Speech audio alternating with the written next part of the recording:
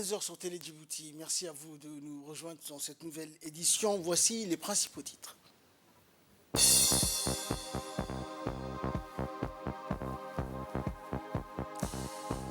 Hier, donc, au 14e sommet ordinaire de l'IGAD, de passation de la présidence de l'IGAD au président de la République, Ismaël Omar Guelleh. Et en Tunisie, l'Union européenne propose 100 millions d'euros pour surveiller les frontières. Voilà pour les titres. Bonjour à tous. Le Djibouti Palace Kempinski a abrité hier la 14e session ordinaire de l'Assemblée des chefs d'État et de gouvernement des pays membres de l'IGAD. Le président de la République, Ismaël Omar Guelleh, a présidé cette 14e session donc, des chefs d'État et de gouvernement de l'IGAD. Après la traditionnelle photo de famille des leaders de l'IGAD, le sommet a officiellement débuté en présence de plusieurs hauts responsables régionaux et internationaux. Les pays membres de l'IGAD, qui regroupent le Djibouti, l'Éthiopie, le Soudan du Sud, la Somalie, le Kenya et l'Ouganda, s'est réunis donc à Djibouti pour discuter de plusieurs sujets à l'ordre du jour dans l'agenda des chefs d'État et de gouvernement des pays membres de l'IGAD, notamment la situation au Soudan et le prolongement de la détérioration sur tout le plan du conflit sanglant qui oppose les forces de l'armée du Soudan et la force rapide depuis le 15 avril dernier. Outre la situation au Soudan qui a occupé une place primordiale au cours de ce sommet de l'IGAD, plusieurs points importants ont été également soulevés.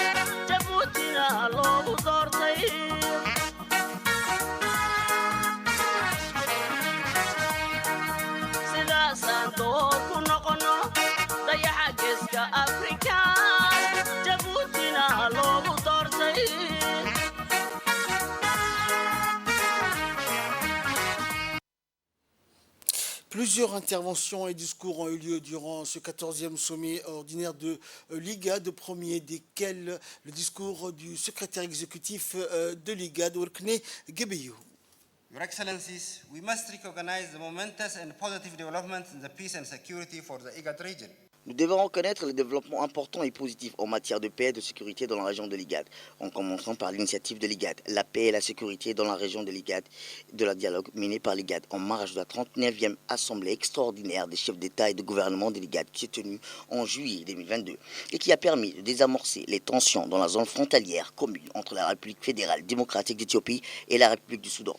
Cependant, Excellence, les gains que nous avons tirés de cet accord sont aujourd'hui érodés par le conflit en cours dans la République du Soudan, qui a entraîné d'immenses souffrances, des centaines de nos frères, sœurs ayant perdu la vie, des milliers ayant été blessés et plus de 1,4 million de déplacés depuis que les combats ont éclaté il y a à peu près 2 mois, le 15 avril dernier. Je salue la réaction rapide de vos excellences, sages et concernés, des chefs d'État et de gouvernement de l'IGAD qui ont convoqué un sommet d'urgence le 16 avril, moins 24 heures après le début des hostilités, pour répondre à cette situation et s'efforcer de la contenir. Suivons également l'intervention du président de la Commission de l'Union africaine, Moussa Faki.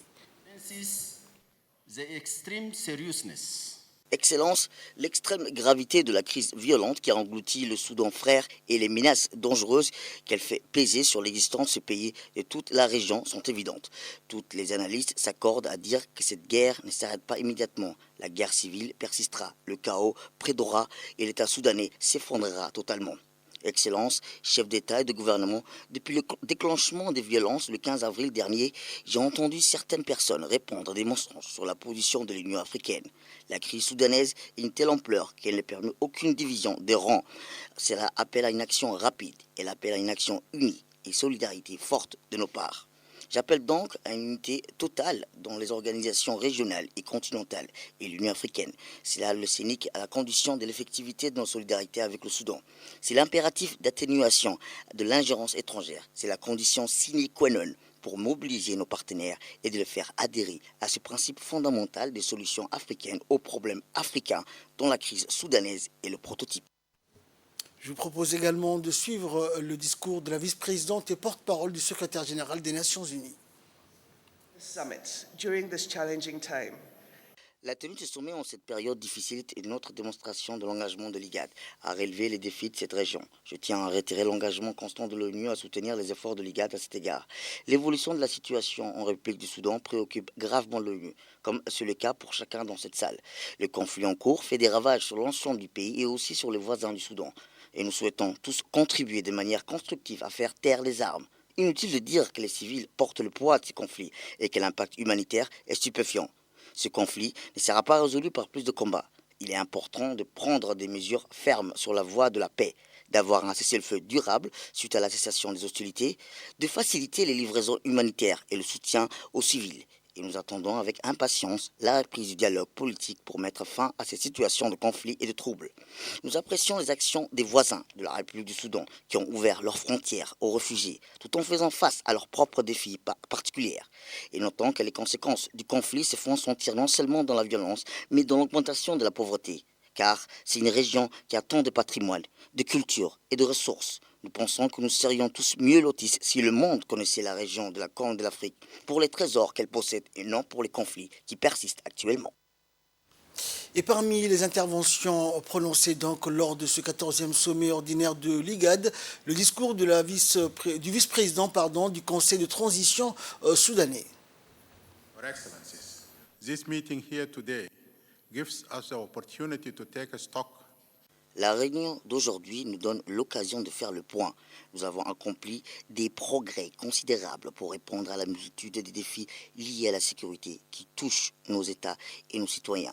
Les conséquences de la pandémie du Covid-19 continuent de se faire sentir dans la vie et les moyens de subsistance des populations et dans la reprise économique, dans un contexte de taux d'inflation élevé qui a rendu le prix des denrées alimentaires essentielles hors de portée aux populations vulnérables. La sécurité alimentaire reste une préoccupation commune et partagée non seulement ici dans notre région, mais dans le monde entier. Excellences, Mesdames et Messieurs, notre région sort actuellement de la pire sécheresse de ces 40 dernières années et les conditions météorologiques récentes ont montré qu'après une sécheresse extrême, il y a des inondations généralisées qui provoquent le déplacement de nos citoyens et aggravent encore la situation de la sécurité alimentaire de nos pays. J'appelle donc chacun d'entre nous à s'unir pour répondre à la situation actuelle, tout en continuant à trouver des solutions aux défis chroniques, à la sécheresse et à l'insécurité alimentaire qui ont fini par définir notre région. Excellences, chers frères, enfin, j'appelle nos États membres, nos partenaires, la communauté internationale à redoubler leur soutien à tous les efforts déployés par l'IGAD en faveur de la paix, du développement de l'intégration régionale. Saisissons cette occasion pour renforcer les engagements diplomatiques et pour tirer parti de la bonne volonté qui existe entre nous, entre la communauté, les pays liés, l'indépendant et interconnectés, afin d'instaurer une paix durable et de trouver des solutions durables pour nos populations. Je remercie l'ensemble des chefs d'État, nos partenaires multinationaux, en particulier l'Union africaine, les Nations unies, l'Union européenne, les pays de coopération du Golfe, qui ont pris des engagements significatifs et apporté des contributions tangibles avec le soutien politique, diplomatique et matériel pour des vraies solutions aux défis auxquels nous sommes confrontés dans la région. Et enfin, clôturons la série des interventions. Le président de la République, Ismaël Omar Guelleh, également président des travaux de cette 14e réunion donc ordinaire de l'IGAD, a prononcé une importante allocution. On écoute le chef de l'État. Bismillah ar-Rahman ar-Rahim. Wassalatu wassalamu ala Rasulillah. Excellencies, heads of states and governments, excellencies, ministers. Excellences, Monsieur le chef d'État et de gouvernement, Excellences, Monsieur les ministres et chefs de la délégation, Monsieur le commissaire à la paix et à la sécurité, Monsieur le représentant spécial du secrétaire général des Nations Unies, Mesdames et Messieurs les membres du corps diplomatique et des organisations internationales, Mesdames et Messieurs, avant d'entrer dans le vif du sujet, je voudrais exprimer ma sincère gratitude à tous les chefs d'État et de gouvernement qui ont pris le temps de venir pour prendre part avec nous aujourd'hui à Djibouti malgré leur emploi du temps chargé. J'ai le grand plaisir de souhaiter à chacun d'entre vous une chaleureuse bienvenue au 14e Assemblée ordinaire des chefs d'État et de gouvernement de l'IGAD. Excellences, chers frères, votre présence ici aujourd'hui témoigne de notre engagement collectif en faveur de la coopération régionale, de la paix et du développement. Comme vous le savez, depuis sa création par nos pères fondateurs, il y a près de 40 ans, l'IGAD a servi de plateforme indispensable pour élever et faire face aux nombreux défis auxquels nous sommes confrontés, qu'il s'agisse de l'intégration économique, du changement climatique, des menaces sécurité ou des conflits régionaux. Ces réunions nous offrent donc une occasion unique d'engager un dialogue ouvert et constructif sur les questions qui importent pour nos nations et nos peuples. Excellences, Mesdames et Messieurs, depuis notre dernière réunion il y a 4 ans, beaucoup de choses ont changé dans notre région et dans le monde. Nous avons la responsabilité de guider nos nations à travers ce temps difficile vers le développement, la paix et la stabilité. En effet, pour relever ce défi, il faut un leadership audacieux, des solutions innovantes et une vision commune qui va au-delà des frontières et de l'idéologie. J'espère donc au cours de ce sommet que nous engagerons dans les discussions solides, fructueuses. On ne doit pas négliger aucune piste dans notre quête d'idées novatrices et de résultats tangibles. Les décisions que nous prendrons, les accords que nous conclurons, les engagements que nous prendrons façonneront l'avenir de nos nations. Je vous remercie. Et le président de la République, Ismaël Omar Guelleh, s'est entretenu avec le président somalien Hassan Sheikh Mohamud, le premier ministre éthiopien Dr Abiy Ahmed et le président du Sud-Soudan Salva Kiir, ainsi que le président du Kenya William Ruto. Au cours de cet entretien, les leaders des pays membres de l'IGAD ont abordé la situation préoccupante du Soudan et le conflit sanglant qui cause sans cesse donc des victimes, des exodes massifs et populations sous l'effet des guerres et d'effondrement de nombreuses infrastructures économiques et sociales de ce pays. Les chefs d'État et de gouvernement des pays de l'IGAD ont convenu de fixer les objectifs en vue d'élaborer un état des lieux actualisé de la situation sur le terrain au Soudan. Et en marge de ce sommet, de ce 14e sommet ordinaire des chefs d'État et de gouvernement des pays membres de l'IGAD, le chef de l'État Ismaël Omar Guelleh a pris part à une réunion tripartite qui a réuni Djibouti, le Kenya et le Soudan du Sud. Outre le chef de l'État, le président du Kenya, William Ruto, le président du Sud-Soudan, Salva Kiir, et le secrétaire exécutif de l'IGAD, Wolkone Gebeyehu, et le président du comité de médiation de l'IGAD sur la crise soudanaise ont pris part à cette réunion. La crise soudanaise a été au cœur des échanges au cours de la réunion tripartite qui s'est tenue donc hier. Les conséquences de la crise humanitaire qu'ont causé les conflits au Soudan étaient également abordées. Et le chef de l'État, Ismaël Omar Guelleh, en marge du sommet de l'IGAD, a reçu le vice-président du Conseil de transition du Soudan, le général Malik Akkar. Entretien donc en aparté avec le vice-président du Conseil de souveraineté du Soudan, la situation actuelle au Soudan et le prolongement de la détérioration sur tous les plans du conflit sanglant qui oppose les forces de l'armée au Soudan, et la force rapide était au cœur des échanges entre le chef de l'État et le vice-président du Conseil de transition du Soudan. Ce sommet est très important afin donc que l'IGAD puisse réfléchir et échanger sur la situation qui prévaut au Soudan.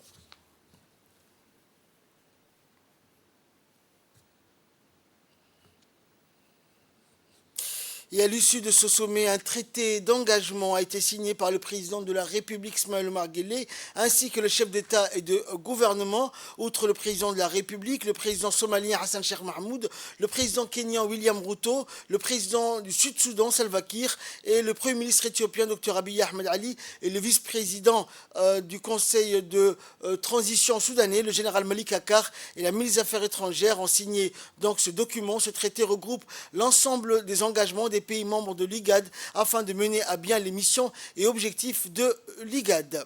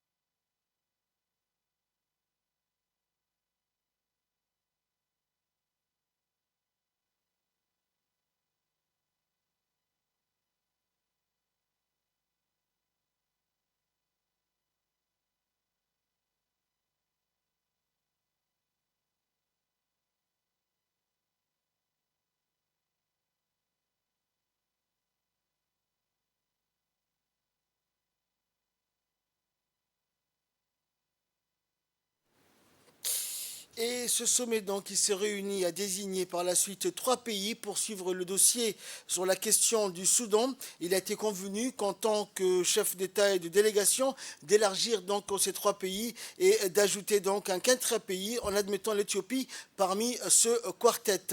Et dans la déclaration donc du sommet qui a été faite donc à l'issue de ce sommet, l'Éthiopie fera partie donc des 4 dirigeants qui assisteront l'IGAD sur la question du Soudan. Et il a donc été convenu également que Salva Kiir étant désormais le vice-président de l'organisation, le Kenya assurera la présidence de ce 4 pays formés donc sur la question du Soudan. En ce qui concerne le Soudan, l'IGAD donc a décidé tout d'abord qu'en tant que chef d'État et de délégation pour dire que la question du Soudan était grave, sérieuse et urgente. C'est pourquoi nous avons pris ces décisions, ont-ils déclaré. Le pays composé du Kenya, d'Éthiopie, du Soudan du Sud, de la Somalie se réuniront donc dans les 10 prochains jours avec le général des armées soudanais, Burhan, et le chef des forces rapides soudanaises, Dagalo, pour leur parler directement au nom de l'IGAD en vue d'arrêter donc la guerre qui fait rage au Soudan, mettre fin à toutes les hostilités et s'assurer d'un engagement de leur part de mettre fin à la guerre afin que nous puissions sauver la vie des citoyens soudanais. Donc conclut cette déclaration. Les infrastructures au Soudan sont actuellement détruites. Des milliers de personnes ont perdu leur vie et d'autres ont été forcés de quitter leur pays. Il est donc urgent d'arrêter ce conflit, fait suite donc dans cette déclaration. Par la suite, il a été également convenu que dans les 2 semaines à venir, il sera discuté avec les généraux de la mise en place d'un corridor humanitaire au Soudan afin que l'aide humanitaire puisse être admise à la disposition donc du plus vulnérable, en particulier les enfants et les femmes, les personnes blessées et toute la population soudanaise touchée par ce conflit qui se déroule au Soudan. Troisièmement, il a été convenu d'entamer au cours des 3 prochaines semaines un processus de dialogue national inclusif afin de donner aux Soudanais l'occasion de discuter et d'aborder les problèmes et la situation actuelle dans notre pays. Les 2 parties en conflit auront également la possibilité d'envoyer des représentants pour réaliser des progrès durant ces discussions. Enfin, il a été prolongé le mandat du secrétaire exécutif et convenu que le Conseil des ministres des pays membres de l'IGAD décidera des 2 directeurs exécutif adjoint et de secrétaire exécutif adjoint.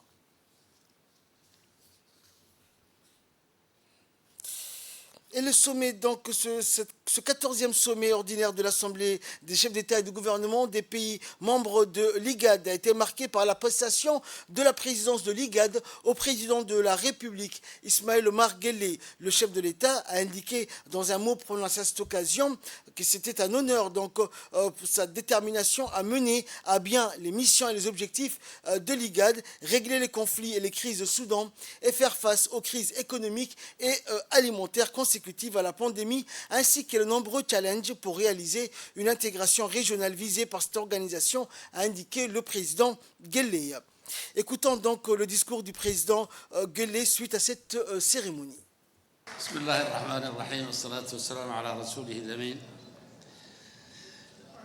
Mesdames et messieurs, au nom du gouvernement et du peuple de la République de Djibouti, je suis ravi d'accepter la présidence de l'Assemblée de l'IGAD. C'est un honneur que vous, chef d'État et de gouvernement et chers frères, m'avez accordé ainsi qu'à mon pays. Je mesure l'honneur et la responsabilité qui s'attachent à la confiance que vous venez de m'investir afin de conduire aux destinées de notre organisation pendant un an. Je vous en remercie et vous assure de mon engagement sans faille à travailler de concert avec tous les pays membres dans l'exercice de mon mandat. Je voudrais tout d'abord féliciter le président sortant, Son Excellence Général Burhan, du Conseil souverain du Soudan, pour son leadership malgré des conditions difficiles. Ma gratitude va également au secrétaire exécutif, notre frère, Dr Workene Derayo, et l'ensemble de ses collaborateurs pour la manière efficace avec laquelle il continue à gérer les affaires du secrétariat de l'IGAD. Presque 4 décennies après sa création, nous pouvons être fiers des progrès accomplis par notre organisation. En même temps, nos défis restent nombreux et pressants. Au cours de cette présidence, je m'attacherai à mener à bien la lourde tâche qui m'est confiée en avançant dans la poursuite et la réalisation des objectifs que s'est fixé notre organisation à travers sa vision 2050. Il s'agit de consolider de prime abord la paix et la sécurité dans notre région, condition préalable au développement économique et à l'intégration régionale. Conscient de ce défi sécuritaire, je m'engage à ne ménager aucun effort pour notre région puisse faire face aux menaces et parvienne à une paix et une stabilité durable. La situation alarmante qui prévaut au Soudan est au centre de nos préoccupations et je peux vous assurer de ma totale disponibilité au sein de la Troïka au quartet, afin de trouver une solution rapide à ce conflit. Nous nous réjouissons des progrès accomplis par la Somalie ces dernières années, ainsi que la tenue des élections parlementaires et présidentielles. Enfin, une autre question que j'estime essentielle durant mon mandat, et surtout avec votre appui, est le renforcement de la capacité institutionnelle de l'IGAD pour un fonctionnement optimal. Nous avons en effet déjà engagé de nombreuses réformes importantes qui devront, pour le bien de notre organisation, être mises en œuvre rapidement. Je peux vous assurer que la défense et la promotion des intérêts de notre institution seront tout au long du mandat qui me choisit au cœur de mes préoccupations. Avec votre soutien, chers frères, mesdames et messieurs, je ne doute pas que nous parvenions ensemble à écrire une nouvelle page de l'histoire de notre organisation. Je vous remercie.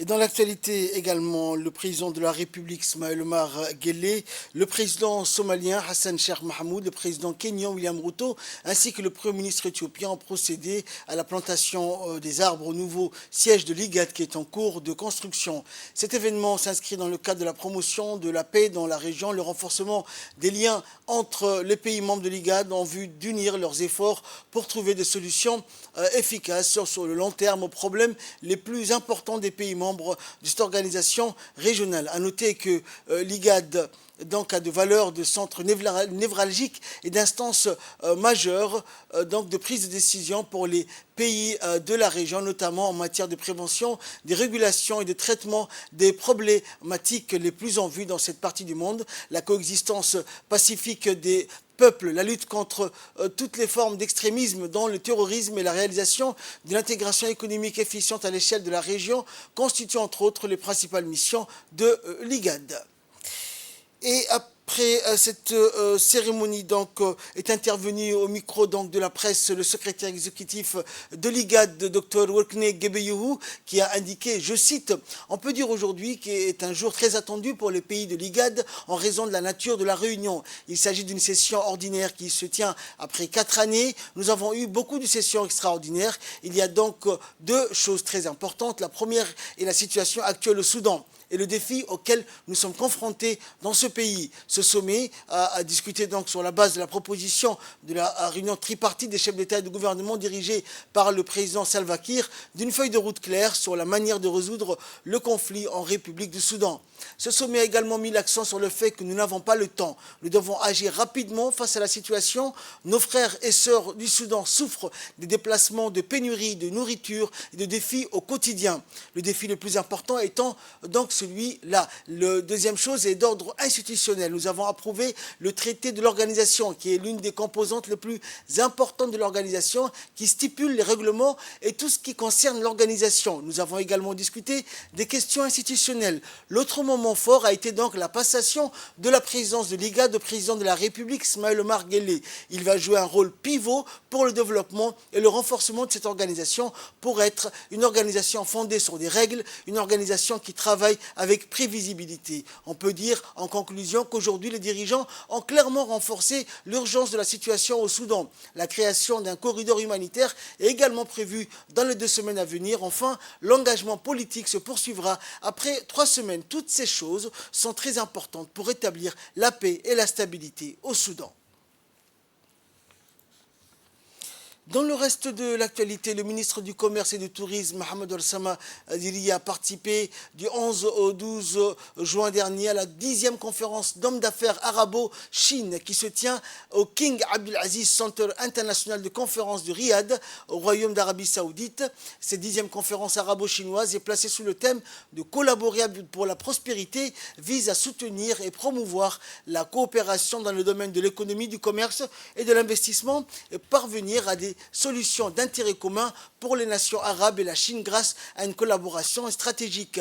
La 10e conférence des hommes d'affaires arabo-chinois va servir également de plateforme pour les PDG, les chefs d'entreprise, les investisseurs et les entrepreneurs. L'objectif étant d'offrir un espace ambitieux de présentation d'opportunités étendues et inclusives, de collaborer et convenir d'initiatives commerciales mutuellement bénéfiques pour les nations arabes et la Chine. Le secteur du tourisme est considéré comme un vivier de création de richesses et d'emplois pour l'économie djiboutienne. De nouveaux projets de construction d'hôtels et d'infrastructures sont lancés et certains hôtels sont d'ores et déjà donc opérationnels. D'autres vont très prochainement suivre avec des activités et accessoires complémentaires pour compléter la chaîne de valeur dans le secteur touristique. Après la capitale et les 2 régions du sud de la tournée de passation de services entre les préfets, finit donc son périple dans les régions du nord et les 2 régions du nord du pays. En effet, c'était au tour de la ville historique d'Obok de célébrer la cérémonie de passation entre le préfet sortant Abdelmalik Mohamed Banoïta et le préfet entrant Moussa Adan Migane. La délégation composée du comité de passation du nouveau préfet est reçue donc à l'entrée de la ville d'Obok. Un accueil très chaleureux leur a été réservé, escorté par le Caillou, donc les emblématiques dromadaires consacrés aux grands événements et un convoi de véhicules. La délégation s'est ensuite dirigée vers la préfecture.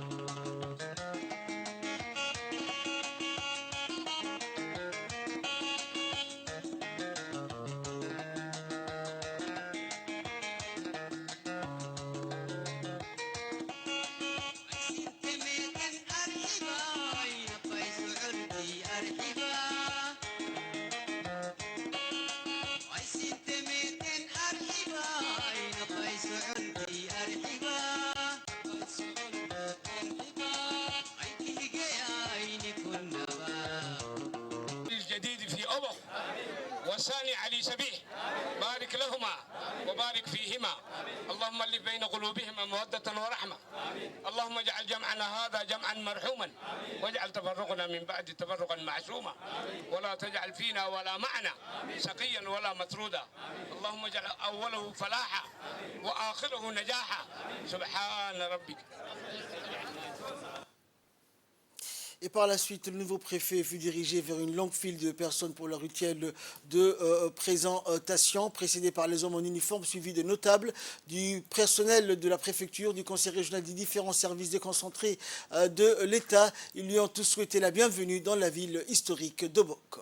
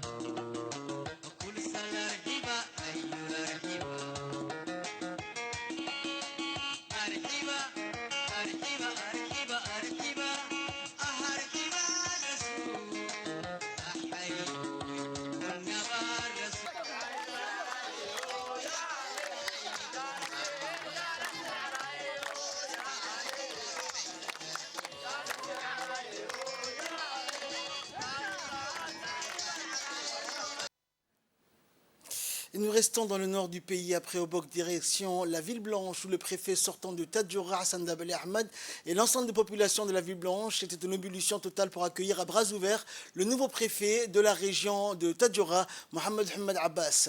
Il n'était point surprenant de voir l'immense accueil chaleureux réservé au nouveau préfet qui n'a pas boudé le plaisir d'un bain de foule au milieu de cette marée humaine. À l'issue de cet accueil tant émouvant, les intéressés ont entamé leur réunion de travail qui a débuté par un briefing tenu par le préfet sortant, Hassan Dabali, notamment sur les affaires courantes, les projets en cours dans la région ainsi que les documents à l'ordre du jour de la passation.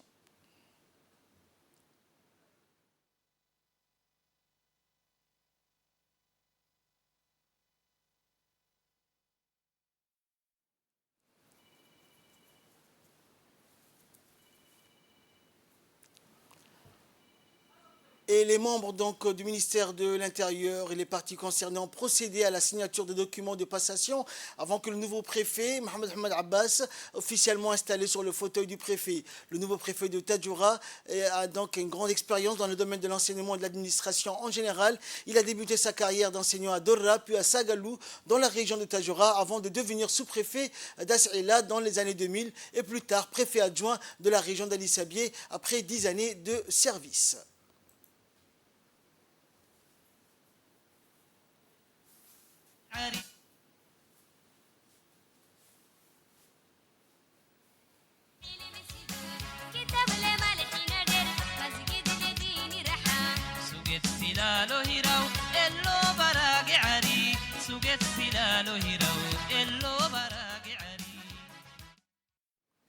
Après la passation, le nouveau préfet Tadjoura, Mohamed Ahmed Abbas, a rencontré donc le sultan de Tadjoura, Ali Habib, et son vizir. Le préfet a exprimé sa volonté de travailler en étroite collaboration avec les chefs coutumiers. Et de son côté, Dardar Ali Habib a salué sa nomination. Ils se sont tous engagés à travailler en étroite collaboration avec lui pour servir au mieux la région de Tadjoura.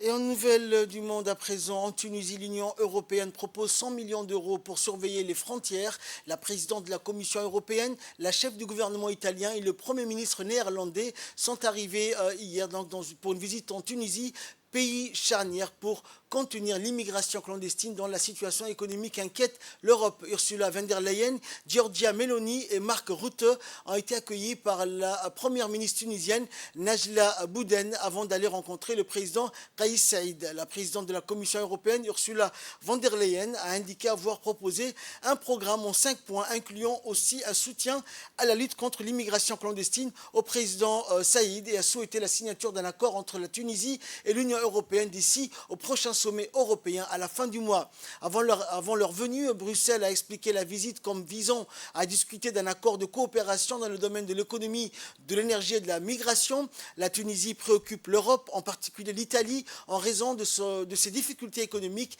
et du risque d'une accélération des départs de migrants depuis ses côtes. C'est ainsi que prend fin cette édition. Merci pour votre très aimable attention.